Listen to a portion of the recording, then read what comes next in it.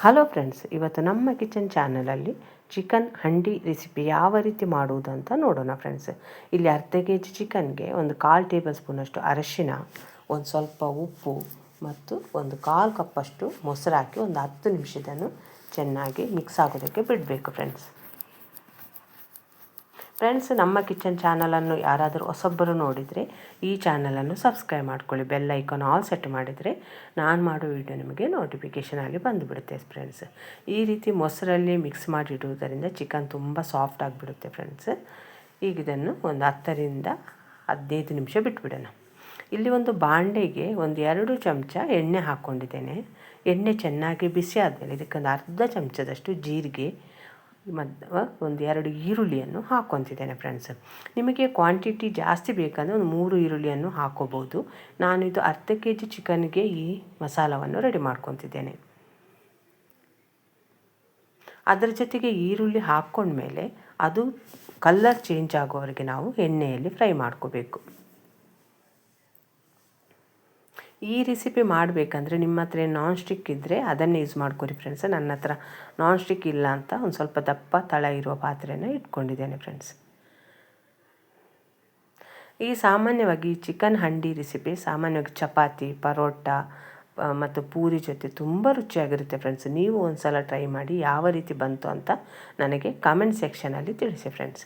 ಇಲ್ಲಿ ಮಾತ್ರ ಈರುಳ್ಳಿ ಒಂದು ಸ್ವಲ್ಪ ಕಲರ್ ಚೇಂಜ್ ಆಗಬೇಕು, ಅಲ್ಲಿವರೆಗೆ ನಾವು ಎಣ್ಣೆಯಲ್ಲಿ ಫ್ರೈ ಮಾಡ್ಕೊಳ್ಳೋಣ. ಈ ವಿಡಿಯೋದಲ್ಲಿ ನೋಡ್ತಿದ್ದೀರಲ್ಲ ಫ್ರೆಂಡ್ಸ್, ಈರುಳ್ಳಿ ಒಂದು ಸ್ವಲ್ಪ ಬ್ರೌನ್ ಕಲರ್ಗೆ ಬಂದಿದೆ. ಈಗ ಇದಕ್ಕೆ 1 ಗಡ್ಡೆ ಬೆಳ್ಳುಳ್ಳಿ ಮತ್ತು ಅರ್ಧ ಇಂಚು ಶುಂಠಿನ ಒಂದು ಸ್ವಲ್ಪ ಜಜ್ಜಿ ಹಾಕ್ಕೊಂಡಿದ್ದೇನೆ.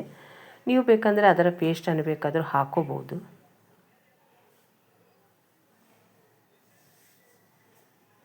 ಈ ರೀತಿ ಚೆನ್ನಾಗಿ ಫ್ರೈ ಮಾಡ್ಕೋಬೇಕು. ಈಗ ಇದಕ್ಕೆ ನಿಮಗೆ ಖಾರಕ್ಕೆ ನೋಡಿಕೊಂಡು ಅಚ್ಕಾರದ ಪುಡಿ ಸೇರಿಸ್ಕೊರಿ. ನಾನಿಂದ 4 ಚಮಚದಷ್ಟು ಅಚ್ಕಾರದ ಪುಡಿನ ಇಲ್ಲಿ ಸೇರಿಸ್ಕೊತೇನೆ ಮತ್ತು 1 ಚಮಚದಷ್ಟು ಅವಿಜ ಮತ್ತು ಜೀರಿಗೆ ಪುಡಿ ಮತ್ತು ಒಂದು ಅರ್ಧ ಚಮಚದಷ್ಟು ಗರಂ ಮಸಾಲ ಪುಡಿಯನ್ನು ಕೂಡ ಇಲ್ಲಿ ಹಾಕ್ಕೋಬೇಕು.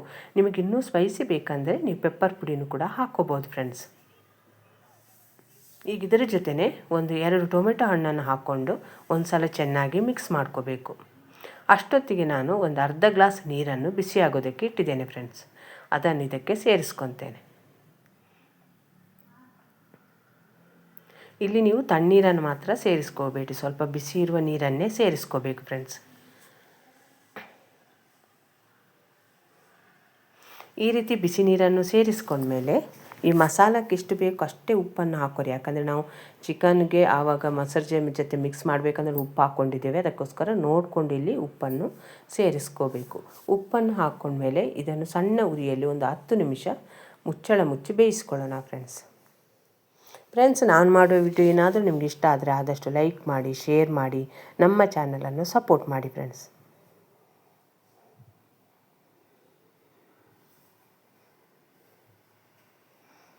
ಈಗ ಒಂದು 10 ನಿಮಿಷ ಆದಮೇಲೆ ನಾನು ನಿಮಗೆ ಮುಚ್ಚಳ ತೆಗೆದು ತೋರಿಸ್ತಿದ್ದೇನೆ ಫ್ರೆಂಡ್ಸ್. ಇಲ್ಲಿ ಗ್ರೇವಿ ಚೆನ್ನಾಗಿ ರೆಡಿಯಾಗಿದೆ ಫ್ರೆಂಡ್ಸ್ ಮತ್ತು ಟೊಮೆಟೊ ಹಣ್ಣು ಸ್ವಲ್ಪ ಮೆತ್ತಗಾಗಿದೆ. ಈಗ ಇದನ್ನು ತಣ್ಣಗಾಗೋದಕ್ಕೆ ಬಿಟ್ಬಿಡೋಣ. ಈ ತಣ್ಣಗಾದ ಮೇಲೇ ಮಿಕ್ಸಿ ಜಾರಲ್ಲಿ ನೀವು ರುಬ್ಕೋಬೇಕು ಫ್ರೆಂಡ್ಸ್.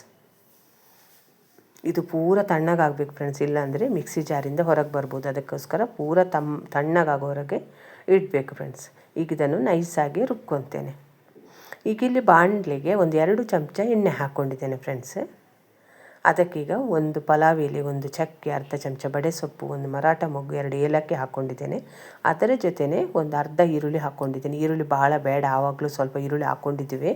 ಈಗ ಏನು ಈರುಳ್ಳಿ ಭಾಳ ಬೇಡ ಫ್ರೆಂಡ್ಸ್. ಇದು ಎಣ್ಣೆಯಲ್ಲಿ ಒಂದು ಸ್ವಲ್ಪ ಫ್ರೈ ಆದರೆ ಸಾಕು, ಭಾಳ ಹೊತ್ತೇನು ಈರುಳ್ಳಿಯನ್ನು ಎಣ್ಣೆಯಲ್ಲಿ ಫ್ರೈ ಮಾಡ್ಕೊಳ್ಳೋದು ಬೇಡ.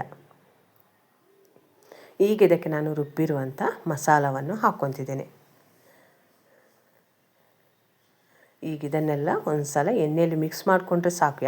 ಯಾಕಂದರೆ ಆವಾಗಲೇ ನಾವು ಆ ಮಸಾಲವನ್ನು ಹುರಿದು ಚೆನ್ನಾಗಿ ಬೇಯಿಸ್ಕೊಂಡಿದ್ದೇವೆ. ಅದಕ್ಕೋಸ್ಕರ ಈ ಎಣ್ಣೆಯಲ್ಲಿ ಒಂದು ಸಲ ಮಿಕ್ಸ್ ಆದರೆ ಸಾಕು ಫ್ರೆಂಡ್ಸ್. ಈಗ ಇದಕ್ಕೆ ನಾನು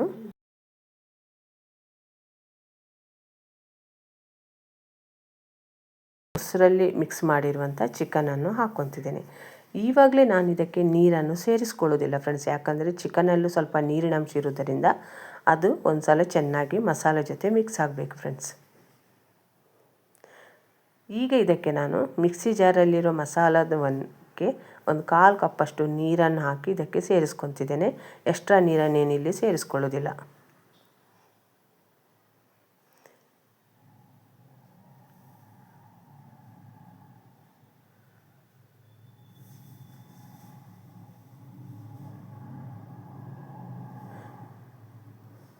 ಅದಕ್ಕೆ ನೀರನ್ನು ಸೇರಿಸ್ಕೊಂಡ್ಮೇಲೆ ಫ್ರೆಂಡ್ಸ್ ಒಂದು 4 ಹಸಿಮೆಣ್ಸಿನ್ಕಾಯಿ, ಸ್ವಲ್ಪ ಕೊತ್ತಂಬರಿ ಸೊಪ್ಪು, ಒಂದು ಅರ್ಧ ಚಮಚದಷ್ಟು ಗರಂ ಮಸಾಲ ಪುಡಿ ಇದನ್ನೆಲ್ಲ ಹಾಕಿ ಒಂದು 10 ನಿಮಿಷ ಇದನ್ನು ಹೀಗೆಯೇ ಬಿಟ್ಟುಬಿಡೋಣ.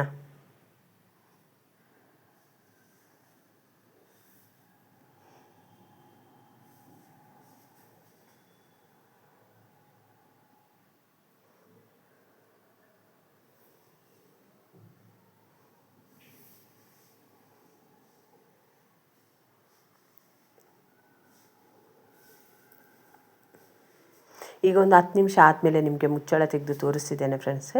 ಈ ರೀತಿ ಗ್ರೇವಿ ಒಂದು ಸ್ವಲ್ಪ ನೀರನ್ನು ಬಿಟ್ಕೊಂಡಿದೆ ಫ್ರೆಂಡ್ಸ್. ಈಗ ನೀವು ಭಾಳ ನೀರನ್ನೇನು ಸೇರಿಸ್ಕೊಳ್ಳೋದು ಬೇಡ.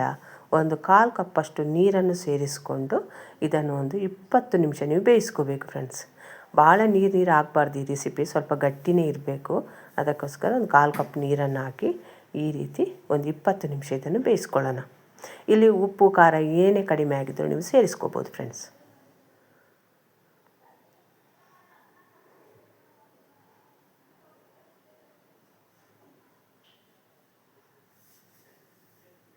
ಒಂದು 20 ನಿಮಿಷ ಆದಮೇಲೆ ನಾನು ನಿಮಗೆ ತೆಗೆದು ತೋರಿಸಿದ್ದೇನೆ ಯಾವ ರೀತಿ ಚಿಕನ್ ಹಂಡಿ ರೆಸಿಪಿ ರೆಡಿಯಾಗಿದೆ ಅಂತ.